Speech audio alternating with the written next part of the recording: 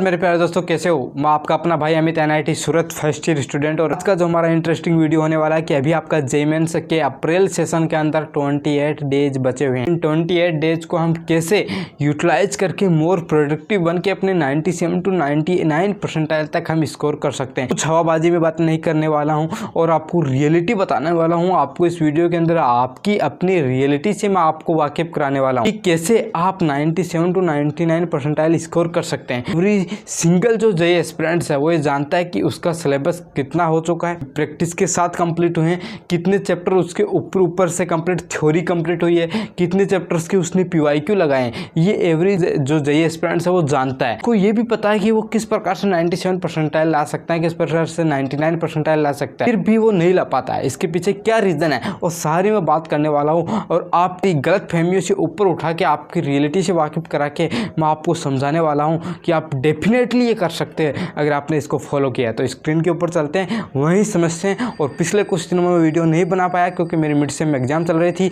अभी आपकी video regular आ रहे होंगे तो यार चैनल को सब्सक्राइब जरूर कर लेना। तो चलते हैं स्क्रीन के ऊपर। स्क्रीन के ऊपर ध्यान से समझना, हर एक चीज़ को आपको पूरा समझ में आ जाएगा कि कैसे आपको 97 to 99 परसेंटाइल आप ला सकते हैं। तो इसके लिए हम चलते हैं, स्क्रीन के ऊपर देखना। Last strategy for 99 percentile JEE mains April session 2024। और मैं ये लास्ट स्ट्रेटजी मैंने 99 परसेंटाइल की क्यों बोली है, इस चीज़ को भी समझना ज़रूरी है। क्योंकि अब जो लास्ट आपके पास अभी कुछ कितने दिन बचे हुए हैं, अभी आपके पास लास्ट 28 दिन बचे हुए हैं। और 28 डेज के अंदर भी अगर आप सीरियस नहीं लेते हैं, आप सीरियस नहीं होते हैं, तो भाई कोई चांस नहीं है कि आपके 99 परसेंटाइल आ जाए। ये आप अपने दिमाग से अपनी जो बात है 99 परसेंटाइल लाने की अपने दिमाग से निकाल दीजिए। अगर आप अभी भी सीरियस नहीं हो पा रहे हैं अपनी स्टडी को लेकर इस लास्ट 28 डेज के अंदर, तो आप कैसे ही 97 to 99 परसेंटाइल ला पाओगे, ये भी आपको भी पता है और आपका मन भी ये बात जानता है। फिर भी आप डिस्ट्रैक्शन में फंसे हुए हैं, तो वो बहुत बड़ी आप मिस्टेक कर रहे हो अपनी लाइफ के साथ। ठीक है, ओके। अब मैं आपको बताता हूँ कि आप लास्ट के जो 28 डेज आपके पास बचे हुए हैं, इनके अंदर आप किस प्रकार से स्टडी करें कि आपके 97 to 99 परसेंटाइल स्कोर हो सके। तो उसके लिए आपको क्या करना है, कुछ नहीं किया, आप एक पेपर और पेन लीजिएगा। और उसमें मैं आपको कुछ हवाबाजी नहीं कर रहा हूँ, मैं आपको अपनी रियलिटी से वाकिफ कराने की कोशिश करूँगा कम्प्लीटली। ठीक है, तो इसमें आपको क्या करना है, आपको एक टेबल बनाना है, आपको लिखना है। जैसे एक पोर्शन के अंदर आपको लिखना है फिजिक्स, केमिस्ट्री एंड मैथ, जो मैंने बना रखा है उसी प्रकार से आप भी बना लीजिएगा। फिजिक्स में फिर आपको 3 सेक्शन करना है, कंप्लीटेड, ओनली थ्योरी और नॉट कंप्लीटेड। सेम इसी प्रकार से केमिस्ट्री में, ठीक है, और इसी प्रकार से मैथ में। अब कंप्लीटेड का मतलब मैंने इसका मतलब ये है, यहाँ पे कंप्लीटेड का मतलब समझा देता हूँ कि जो चैप्टर आपके कंप्लीट हो चुके हैं।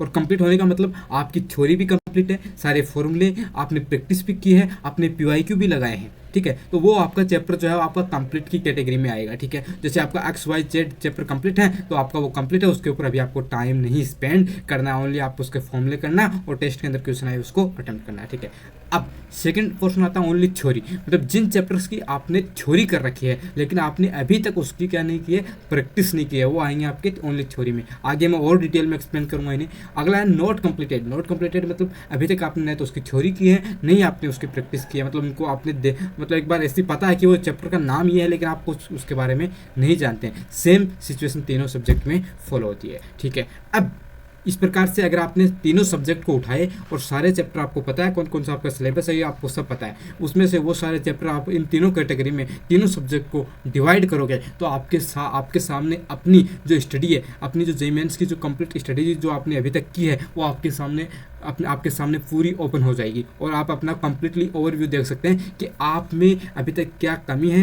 किस चैप्टर आपके कौन कौन से चैप्टर आपके बचे हुए हैं और क्यों आप इतना स्कोर नहीं कर पा रहे हैं, और आपको स्कोर करने के लिए हमें अभी क्या करना है। वो ये टेबल बनाते ही आपके सामने पूरा क्लियर कट आपको दिखने लगेगा। तो आपको ये एक बार टेबल बना के जरूर रखना है। ठीक है, अब देखना, मैंने नीचे लिख रखा है इंपॉर्टेंट चैप्टर्स। मैं बोलता हूँ आप फिजिक्स, केमिस्ट्री, मैथ के अंदर मैंने बोला था कि मैं कोई चैप्टर्स की लिस्ट नहीं देने वाला हूँ, लेकिन ये चैप्टर्स की लिस्ट मैंने नहीं दी है। मैं आपको बस ये बताना चाहता हूँ, अगर आप ये कर रहे हैं तो फिजिक्स, केमिस्ट्री, मैथ के अंदर एक कुछ चैप्टर्स मैं आपको दे रहा हूँ कि भाई साहब इसको तो बिल्कुल भी मत छोड़ देना।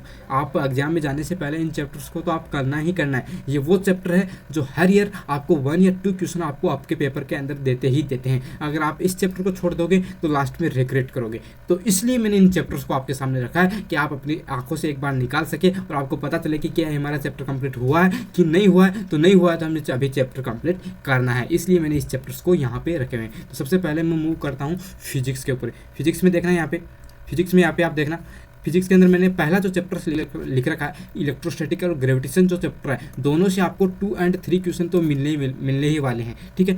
फिर करंट इलेक्ट्रिसिटी, सेकंड जो चैप्टर आपका करंट इलेक्ट्रिसिटी, इसमें से भी आपको 2 to 3 क्वेश्चन आपको मिलने ही वाले हैं। कंप्लीट मॉडर्न फिजिक्स आपको 5 क्वेश्चन देने वाली है, ठीक है, 5 के अप्रोक्स आपको क्वेश्चन देने वाली है। मैग्नेटिक इफेक्ट और मैग्नेटिज्म से आपको 2 क्वेश्चन मिनिमम मिलने वाले हैं, और WP और काइनेमेटिक्स से 2 to 3 क्वेश्चन। तो एक बार आप इन क्वेश्चन को देखना, जैसे 3 to 5, 5 to 10, 11, 12, 13, 14, 15, मतलब ओवरऑल मिला के देखिए तो आप 15 क्वेश्चन तो इन्हीं चैप्टर से आ रहे हैं यार। फिर इन चैप्टर को क्यों छोड़ रहे हैं? मैंने इसीलिए इन चैप्टर को लिखा है कि आप इन चैप्टर को तो बिल्कुल मत छोड़ के जाना यार, क्योंकि आपको डिसेंट स्कोर आपको दे सकते हैं और डिसेंट परसेंटाइल भी आप इसके थ्रू बना सकते हैं, ठीक है। अब बात करता हूँ केमिस्ट्री में। केमिस्ट्री में यार देखो, रटने वाले जो चीज़ें, जैसे कुछ ऑर्गेनिक की रटने वाली चीज़ें, कुछ इनऑर्गेनिक की रटने वाली, तो मैंने यहाँ पे लिखा हुआ है कि आपका OC and IOC, organic and inorganic, आपको कंप्लीट आना चाहिए।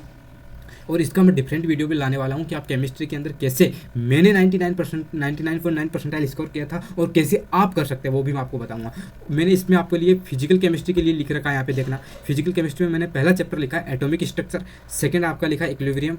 इक्विलिब्रियम में आपका केमिकल और आयनिक इक्विलिब्रियम आता है, फिर इलेक्ट्रोकेमिस्ट्री आता है और आपका केमिकल काइनेटिक्स। ये 4 चैप्टर मैंने लिख करके आपके फिजिकल केमिस्ट्री के अंदर ये आपको करके ही जाना है। फिर बात करते हैं मैथ के अंदर। मैथ के अंदर देखो, मैं आगे आपको एक चीज़ समझाने की कोशिश करूँगा, पहले ये जो चैप्टर बता रहा हूँ उनको देख लीजिएगा। मैथ के अंदर सबसे पहला है मैट्रिक्स एंड डिटरमिनेंट्स, आपको 2 क्वेश्चन देगा ही देगा। क्वाड्रेटिक एंड सीक्वेंस दोनों से 2 क्वेश्चन आने वाले हैं, 2 क्वेश्चन यहाँ से मान लीजिएगा, 2 क्वेश्चन यहाँ से। डिफरेंशियल इक्वेशन आपको 2 क्वेश्चन देने ही वाला है। वेक्टर एंड 3D से मिला के टोटल 4 to 5 क्वेश्चन आपको मिलने वाले हैं। कॉनिक सेक्शन आपको मिलाकर 4 to 5 क्वेश्चन मिलने वाले हैं। तो कितने हो गए? 4, 8, 10, 12, 13, 14 और मिला के इसमें से 15 क्वेश्चन आपको मिल रहे हैं। मतलब मैथ के आप ये जो 5 चैप्टर लिखे हैं मैंने, 5 यूनिट जो लिखी है, अगर आप ये भी कंप्लीट करके जाते हैं तो भी आप मैथ के अंदर बहुत अच्छा स्कोर कर सकते हैं और आपके मतलब कम मार्क्स के ऊपर भी आपके डिसेंट परसेंटाइल बनते हैं इसके अंदर। तो ये चैप्टर मैंने इसलिए लिखे थे कि आप अगर जेईई एस्पिरेंट हो तो इन जो पीसीएम के इन चैप्टर्स को तो आप बिल्कुल भी छोड़कर ना जाए। अब मैं चलता हूँ, मैंने ऊपर लिखा था कंप्लीट, मैंने एक चीज़ ऊपर लिखा था कंप्लीट, तो मैं यही समझाना चाहता हूँ कि कंप्लीट का क्या अर्थ होता है, ठीक है, उसको समझना, ठीक है। कंप्लीट मैं यहाँ पे लिख रखा हूँ, कंप्लीट मतलब theory and solving with PYQ। मतलब कंप्लीट का मतलब होना चाहिए कि वो आपका चैप्टर जो है थ्योरी के साथ साथ प्रैक्टिस के साथ आपका जो PYQ है, PYQ प्रैक्टिस भी उसकी कंप्लीट होनी चाहिए। तब जाकर वो चैप्टर आपका कंप्लीट माना जाएगा। तो आपको पता चल गया होगा कि अभी आपके कौन से चैप्टर कंप्लीट है। आपने जो ऊपर टेबल बनाई उससे आपका पूरा क्लियर कट आपके सामने आ जाएगा, आपका कंप्लीट ओवरव्यू। और मैंने यहाँ पे लिखा है कि फिजिक्स और केमिस्ट्री वो स्टार है जेईई मेंस के अंदर जो आपको अपनी ड्रीम NIT के अंदर डेफिनेटली पहुंचा सकते हैं। फिजिक्स और केमिस्ट्री, ये 2 सब्जेक्ट ऐसे सब्जेक्ट है जो आपको अपनी ड्रीम NIT के अंदर पहुंचा सकते हैं। तो भाई साहब, फिजिक्स और केमिस्ट्री के अंदर 2 स्टार मैंने इसलिए लगाए क्योंकि इसके अंदर आप कोई गलती ना करें, इसको अपना स्ट्रॉन्ग पार्ट बना के रखिए। जिन बच्चों से मैथ नहीं हो रहा है, मैथ में स्कोर नहीं कर पा रहे हैं, फिर मैंने लिखा है मैथ के अंदर 1 स्टार लगाया कि मैथ सोल्व नहीं हो रहा है। तो मैं आपको बता देता हूँ कि मैथ में आपको किस प्रकार से करना है कि आप मोर प्रोडक्टिव हो सके। तो मैथ में जो आपका जेईई सिलेबस है उसमें आपके टोटल 14 यूनिट्स हैं। कितनी यूनिट्स हैं आपकी? टोटल 14 यूनिट्स हैं। और उस 14 यूनिट में आपको मैंने लिखा हुआ है यहाँ पे कितनी यूनिट करनी है, 14 यूनिट है। मैथ में टोटल आपकी 14 यूनिट है और चैप्टर मिलाया जाए तो आपके 20 to 24 चैप्टर्स आपके आ जाते हैं निकल के। तो इन 14 यूनिट में से मैंने जो ऊपर आपकी 5 यूनिट बताई है, इनमें से मैंने 5 यूनिट जो ऊपर बताई है वो भी कर लेते हैं तो आपके लिए सफिशिएंट है मैथ के अंदर। और फिजिक्स और केमिस्ट्री को आपको एक ब्रह्मास्त्र की तरह यूज करना है, ठीक है। अब बात करते हैं कि भैया ये बताइएगा, आपने बता तो दिया कि इस प्रकार से आप अपने टेबल बना लीजिएगा, कंप्लीट वाले चैप्टर ये हैं, थ्योरी हो गई तो ये हैं, और आपका कंप्लीट नहीं हुआ तो आप जो नहीं हुआ तो वो चैप्टर आपके ये तो हमने कर लिया। अब आप ये भी बताइए कि हम किस प्रकार से प्रोसेस फॉलो करें जिससे कि हम इन सारे 28 डेज को यूटिलाइज करके मोर प्रोडक्टिव बन सके और किस प्रकार से अपनी स्टडी को करें। तो इसी के लिए मैंने लिखा हुआ हाउ टू डू। तो सबसे पहला जो मैंने लिखा था कंप्लीट मतलब ओनली रिवाइज फॉर्मूला एंड और use short notes for revise. तो जो आपके चैप्टर्स कंप्लीट हो चुके हैं, मतलब थ्योरी एंड आपका प्रैक्टिस के साथ जो कंप्लीट हुआ है, उसके जो आपने शॉर्ट नोट्स बना रखे हैं या जो फॉर्मूला शीट बना रखी होगी उसको आप रिवाइज करना है, बस उसके साथ अभी ज़्यादा टाइम स्पेंड नहीं करना है। उसके बाद में सेकंड है ओनली थ्योरी कंप्लीट। अगर आपने अभी तक थ्योरी कंप्लीट किए तो अभी आपको फिर से थ्योरी कंप्लीट करने के लिए नहीं बैठना है, अभी आपको उन चैप्टर की प्रैक्टिस करनी है। और प्रैक्टिस और कहीं से नहीं करनी है, आपको प्रैक्टिस करनी है। लास्ट ईयर 5 ईयर्स या 3 to जितने आप कर सकते हैं लास्ट ईयर के PYQ लगाने। 5 ईयर्स से नीचे आपको नहीं जाना है, मैक्सिमम आप 5 ईयर्स के लगा लोगे कि आपके लिए सफिशिएंट PYQ हो जाएंगे प्रैक्टिस के लिए। थर्ड आपका नोट कंप्लीटेड, मतलब जो अभी तक आपके चैप्टर कंप्लीट नहीं हुए हैं तो उसको कैसे कंप्लीट करना वो बताता हूँ। तो उनको कंप्लीट करने के लिए आपको क्या करना है, आपको 2 to 3 आवर्स की जो यूट्यूब के ऊपर वन शॉट है उसको उठाना है और हर एक चैप्टर को कंप्लीट करते जाना है जो कंप्लीट नहीं हुआ है, क्योंकि वन शॉट के अंदर आपकी थ्योरी भी कंप्लीट होती है, आपको कंसेप्ट भी सारे बताए जाते हैं और आपको पीवाईक्यू के साथ प्रैक्टिस भी कराई जाती है। तो आपके इसलिए वन शॉट इस समय एक ब्रह्मास्त्र है जो चैप्टर आपके कंप्लीट नहीं हुए हैं।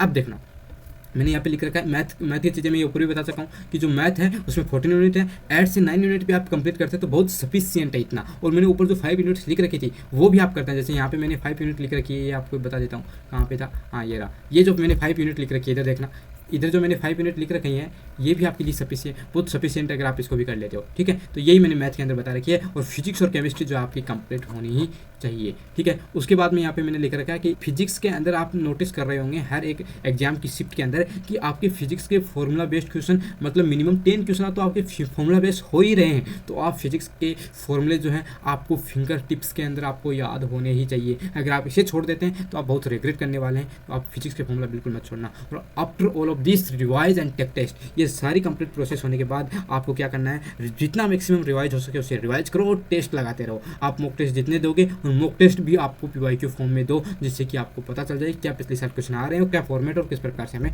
करना होता है। और मैंने एक चीज़ नीचे लिख रखी है यार, इस चीज़ को नोटिस कर लेना, अगर आपने लास्ट में भी अपने आप को सेल्फ कंट्रोल नहीं कर पाए तो आप आपकी ज़िंदगी और जेई की जो प्रिपरेशन जो सपना था आपका वो खुद आप अपनी हाथों से बर्बाद कर रहे हैं। तो please avoid social media distraction, you can do it, everything is possible. और मैंने आपको पूरा ओवरव्यू दिया है और आपकी रियलिटी से वाकिफ कराने की कोशिश की है और इस प्रकार से मैंने बताया है। अगर आपने ये सारी प्रोसेस फॉलो की तो अब मैं डेफिनेटली गारंटी लेता हूँ कि आप मिनिमम 97 परसेंटाइल तो इजीली स्कोर कर पाओगे। 97 to 90 और 99 परसेंटाइल स्कोर करना आपके लिए कोई बड़ी बात नहीं है। अगर आप सिस्टमेटिकली बिना किसी डिस्ट्रैक्शन में वैसे इस लास्ट 28 डेज को यूटिलाइज करते हैं तो आप कर सकते हैं। तो आपके थैंक यू और मिलेंगे नेक्स्ट वीडियो में इसी प्रकार के वैल्यूएबल कंटेंट के लिए। तो आपको अपने भाई का चैनल जो है सब्सक्राइब करके आगे ज़रूर बढ़ जाना है। Thank you very much. जय हिंद, जय भारत।